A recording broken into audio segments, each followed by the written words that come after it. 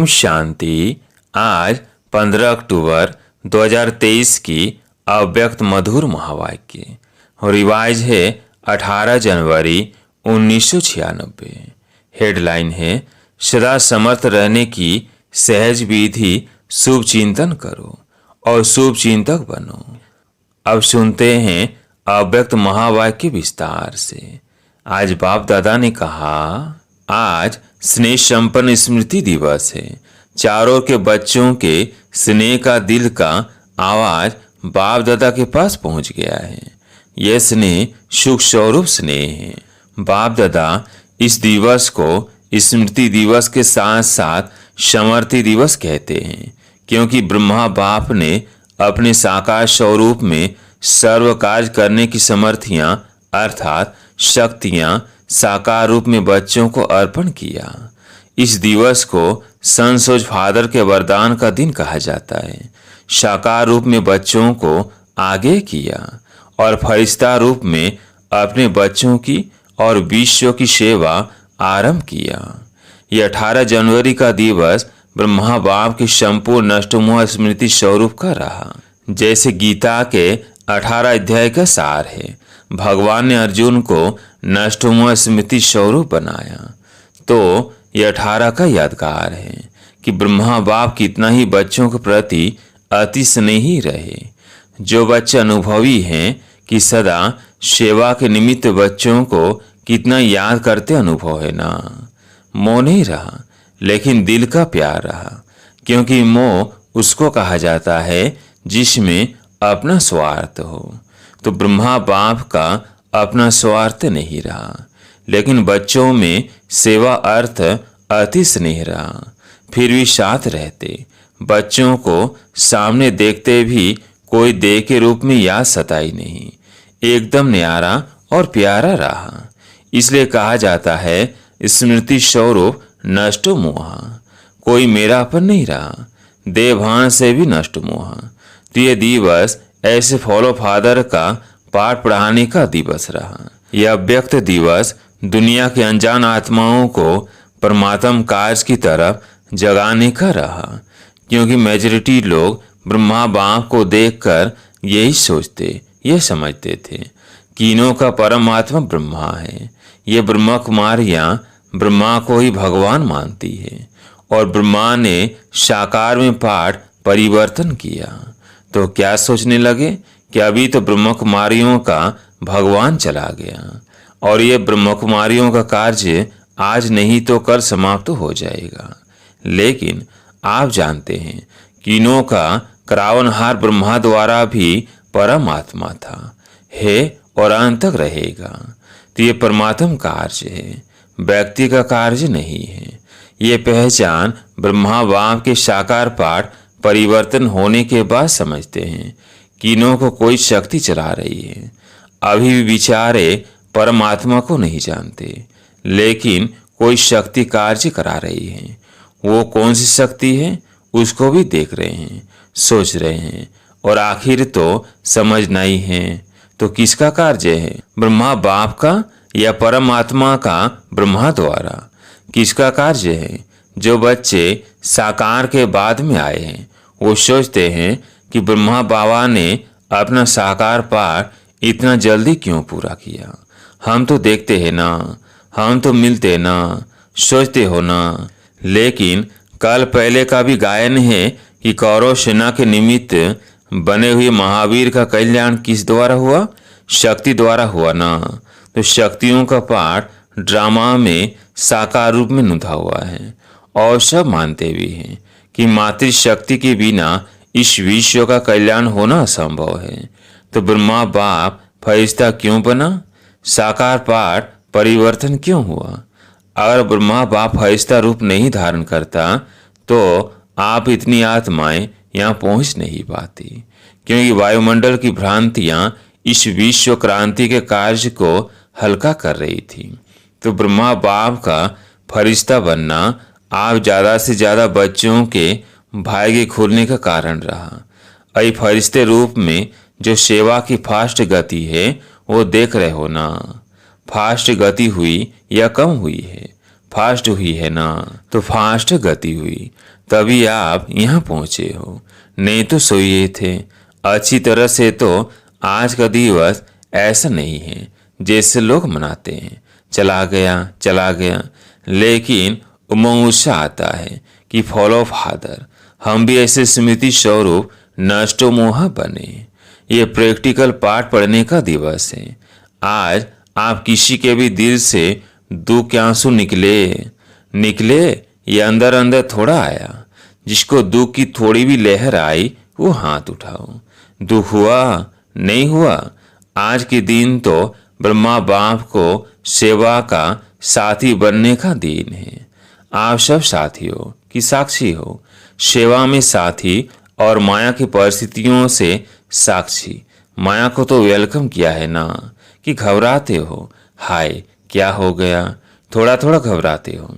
माया की हल्के हल्के रूपों को तो आप भी जान गए हो, और माया भी सोचती है कि जान गए हैं। लेकिन जब कोई भी विकराल रूप को माया आवे तो सदा साक्षी होकर खेल करो। जैसे वो कुश्ती का खेल होता है ना, देखा है कि दिखाए, या बच्चे करके दिखाते हैं ना, तो समझो कि कुश्ती का खेल खेल रहे हैं।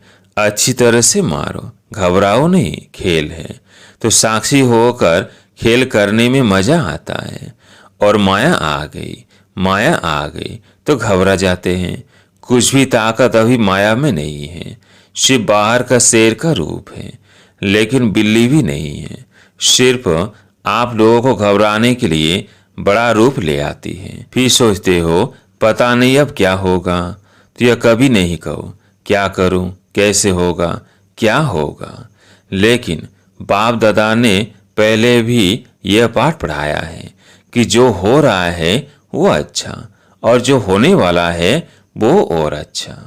ब्राह्मण बनना अर्थात अच्छा ही अच्छा है, चाहे बातें ऐसी होती है जो कभी आपके स्वप्न में भी नहीं होती, और कई बातें ऐसे होती हैं जो अज्ञान काल में नहीं होगी, लेकिन ज्ञान के बाद हुई है।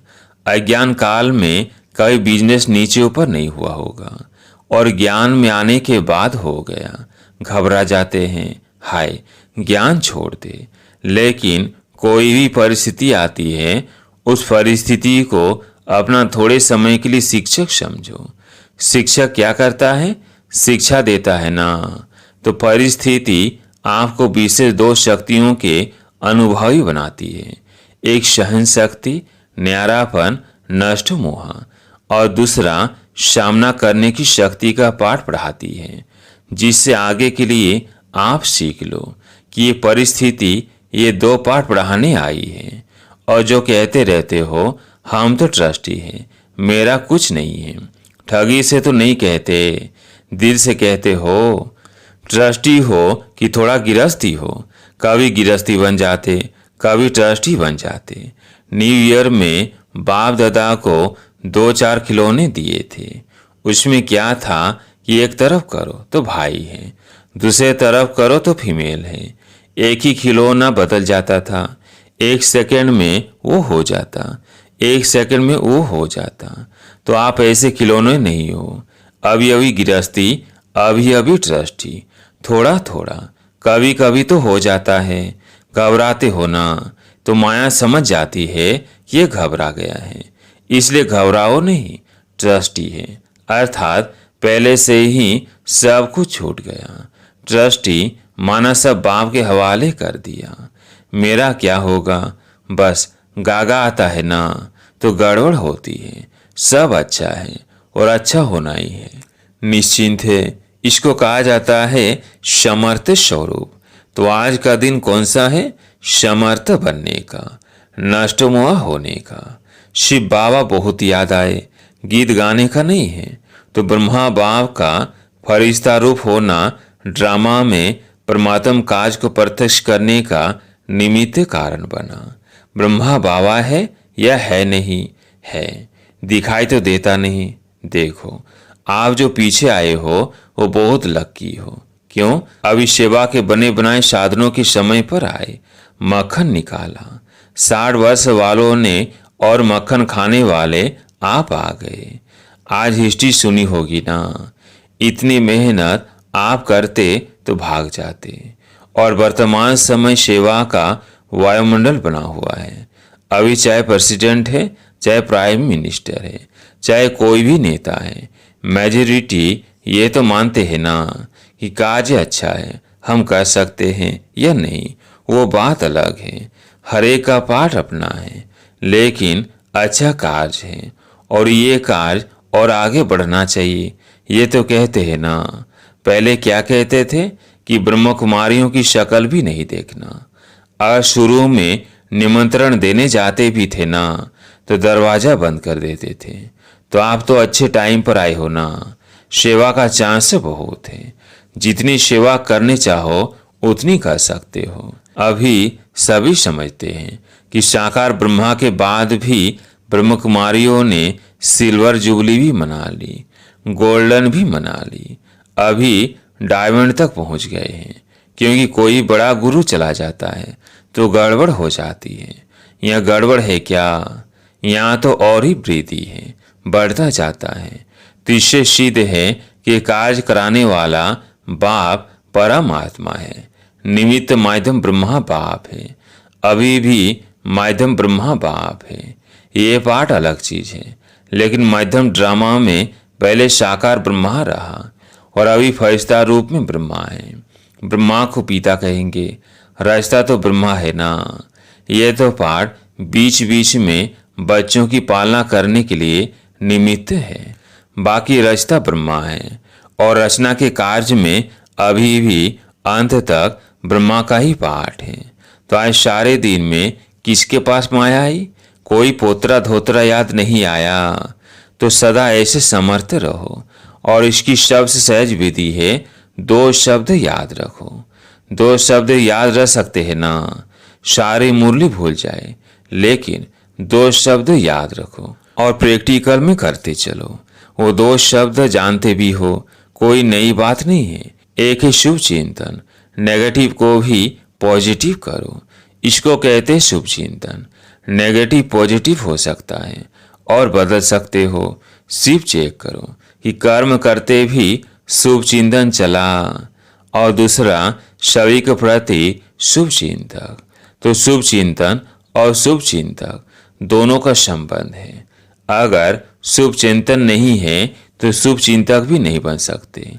इसलिए इन 2 बातों का अटेंशन रखना। समझा? क्या करेंगे यह नहीं भूल जाना, क्योंकि अभी देखा गया है कि बहुत ऐसी समस्याएं हैं, लोग हैं जो आपके वाणी से नहीं समझते, लेकिन शुभ चिंतक बन शुभ वाइब्रेशन दो तो बदल जाते हैं। और एक बात से मुक्त भी होना है। इस ब्राह्मण जीवन में मुक्त होने वाले होना। मुक्त होने की 9 बातें बता दी। अगर इन 9 बातों से मुक्त हो गए तो 9 रत्न बन सकते हैं। तो आज बाप दादा एक बात की स्मृति दिला रहे हैं, कभी भी कोई भी शारीरिक बीमारी हो, मन का तूफान हो, तन में हलचल हो, प्रवृत्ति में हलचल हो, सेवा में भी हलचल होती है, तो किसी भी प्रकार के हलचल में दिल शिकस्त कभी नहीं होना। बड़े दिल वाले बनो। बाप की दिल कितनी है, छोटी है क्या? बाप बड़ी दिल वाले हैं और बच्चे छोटी दिल कर देते हैं। बीमार हो गए तो रोना शुरू कर देंगे। दर्द हो गया, दर्द हो गया तो दिल शिकस्त होना दवाई है। बीमारी चली जाएगी कि बढ़ेगी? जब हिसाब किताब आ गया, दर्द आ गया, तो हिसाब किताब आ गया ना। लेकिन दिल शिकस्त से बीमारी को बढ़ा देते हो। इसलिए हिम्मत वाले बनो तो बाप भी मददगार बनेंगे। ऐसे नहीं रो रहे हैं, हाय क्या करूं क्या करूं, और फिर सोचो कि बाबा की तो मदद है ही नहीं। मदद उसको मिलती है जो हिम्मत रखते हैं। पहले बच्चों की हिम्मत, फिर बाप की मदद है। तो हिम्मत तो हार ली और सोचने लगते हो कि बाप की मदद तो मिली नहीं, बाबा ही टाइम पर तो करता ही नहीं है, तो आधे अक्षर याद नहीं करो। बाबा मददगार है, लेकिन किसका? तो आधा भूल जाते हो और आधा याद करते हो कि बाबा ही पता नहीं महारथियों को ही करता है, हमको तो करता ही नहीं है, हमको तो देता ही नहीं है। पहले आप महारथी पीछे, लेकिन दिल शिकस्त नहीं बनो। और मन में अगर कोई उलझन आ भी जाती है तो ऐसे समय पर निर्णय शक्ति चाहिए, और निर्णय शक्ति तब आ सकती है जब आपका मन बाप के तरफ होगा। अगर अपने उलझन में होंगे तो हाँ ना इसी उलझन में रह जाएंगे। इसलिए मन से भी दिल शिकस्त नहीं बनो। और धन भी नीचे ऊपर होता है। जब करोड़पतियों का ही नीचे ऊपर होता है तो आप लोग उसके आगे क्या हो, वो तो होना ही है। लेकिन आप लोगों को नीचे पक्का है कि जो बाप के साथी हैं, सच्चे हैं, तो कैसी भी हालत में बाप दादा दाल रोटी जरूर खिलाएगा। दो दो सब्जी नहीं खिलाएगा, दाल रोटी खिलाएगा। लेकिन ऐसे नहीं करना कि काम से थक करके बैठ जाओ और कहो बाबा दाल रोटी खिलाएगा। ऐसे अलवेले या आलस्य वालों को नहीं मिलेगा। बाकी सच्ची दिल पर साहेब राजी है, और परिवार में भी खिटखिट तो होनी है। जब आप लोग कहते हो कि अति के बाद अंत होना है, कहते हो अति में जा रहा है और जाना है, तो परिवार में खिटखिट ना हो, ये नहीं होना है, होना है। लेकिन आप ट्रस्टी बन, साक्षी बन, परिस्थिति को बाप शक्ति ले हल करो। गृहस्थी बनकर सोचेंगे तो और गड़बड़ होगी। पहले बिल्कुल न्यारे ट्रस्टी बन जाओ। मेरा नहीं, ये मेरापन, मेरा नाम खराब होगा, मेरी गलानी होगी, मेरा बच्चा और मुझे। मेरी सास मेरे को ऐसे करती है, ये मेरापन आता है ना, तो सब बातें आती हैं।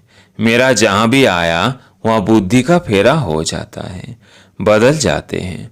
अगर बुद्धि कहाँ भी उलझन में बदलती है तो समझ लो ये मेरापन है, उसको चेक करो। और जितना सुलझाने की कोशिश करेंगे उतना उलझेगा। इसलिए सभी बातों में क्या नहीं बनना है, दिल शिकस्त नहीं बनना है। क्या नहीं बनेंगे, दिल शिकस्त। शिव कहना नहीं करना है। भगवान के बच्चे हैं, ये तो पक्का वायदा है ना, इसको तो माया भी नहीं ला सकती। जब ये पक्का वायदा है, निश्चय है, तो भगवान के बच्चे भी दिल शिकस्त हो जाए तो बड़ी दिल रखने वाले कौन होंगे, और कोई होंगे, आप ही होना। तो क्या करेंगे, अभी समर्थ बनो और संसोज फादर का पाठ पक्का करो, कच्चा नहीं करो, पक्का करो। सभी हिम्मत वाले होना, हिम्मत है। अच्छा, चारों ओर के सर्व समर्थ आत्माओं को, सर्व मायाजीत, प्रकृति जीत आत्माओं को, सदा संसोज फादर करने वाले बच्चों को, सदा दिल खुश रहने वाले बच्चों को बाप दादा का याद, प्यार और नमस्ते। आज विदेश वाले बच्चे भी बहुत याद आ रहे हैं। चारों ओर मधुवन से मन की लगन लगी हुई है। बाप दादा भी सभी बच्चों को सामने देख विशेष याद और सेवा का याद प्यार दे रहे हैं। बाप दादा ने 9 रत्नों में आने के लिए जिन 9 बातों से मुक्त बनने का इशारा दिया है वो निम्नलिखित है। पहला, क्रोध मुक्त। दूसरा, व्यर्थ संकल्प मुक्त। तीसरा, लगाव मुक्त। चौथा, परमत, परचिंतन और परदर्शन मुक्त। पांचवा, अभिमान व अपमान मुक्त। छठा, झमेला मुक्त।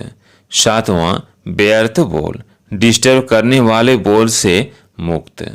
8, अप्रसन्नता मुक्त। 9, दिल शिकस्त मुक्त। आज प्यारे मीठे बाबा का वरदान, डबल लाइट स्थिति द्वारा उड़ती कला का अनुभव करने वाले सर्वबंधन मुक्त भव। डबल लाइट स्थिति द्वारा उड़ती कला का अनुभव करने वाले सर्वबंधन मुक्त भव। चलते फिरते ये स्मृति रहे कि मैं डबल लाइट स्थिति में रहने वाला फरिश्ता हूँ। फरिश्ता अर्थात उड़ने वाला। लाइट चीज सदा ऊपर जाती है, नीचे नहीं आती। आधा कल्प तो नीचे रहे, अब उड़ने का समय है। इसलिए चेक करो कि कोई ही बोझ व बंधन तो नहीं है। अपने कमजोर संस्कार का, व्यर्थ संकल्प का, देभान का बंधन व बोझ समय चलता रहा तो अंत में नीचे ले जाएगा। इसलिए बंधन मुक्त बन डबल लाइट स्थिति में रहने का अभ्यास करो। स्लोगन: मनसा सेवा वही कर सकते जिनके पास शुद्ध संकल्पों की शक्ति जमा है। सूचना: आज अंतर्राष्ट्रीय योग दिवस तीसरा रविवार है। साय 6:30 से 7:30 बजे तक सभी भाई बहनें योग अभ्यास में अनुभव करें कि मैं दिव्य आकर्षण मूर्त आत्मा विश्व गगन में चमक रही हूँ। मेरी दिव्यता व पवित्रता से आत्माओं को साक्षात्कार हो रहे हैं। अपने पास से भटकी हुई आत्माएं पुनः सत्य के पथ पर अग्रसर हो रही है।